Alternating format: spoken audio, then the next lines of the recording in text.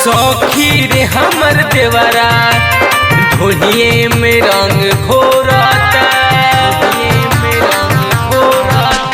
सखी रे हमर देवरा ढोलिए में रंग घोरता।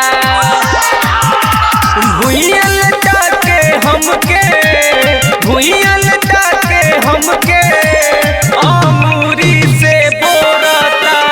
सखी सखी सखी रे हमर देवरा ढोलिए में रंग घोरता। सखी रे हमर देवरा ढोलिए में रंग घोरता।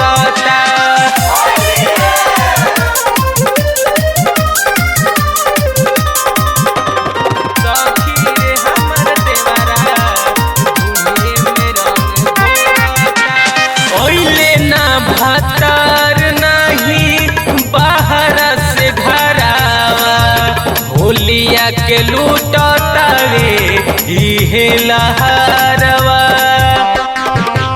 मोर माने न बतिया भइल बाटे खुरपतिया। पोता तब चरओरिए, पोता तब चरओरिए, कोनो जगह ना छोड़ता।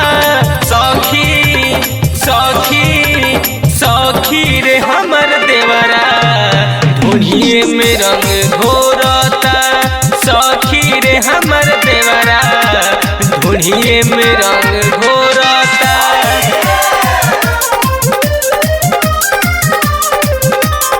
सखी रे हमर देवरा ढोलिए में रंग घोरता।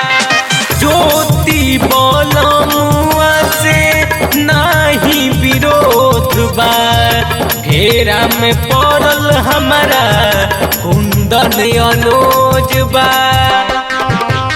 तनी मन के मनाव जनी हमके सताव,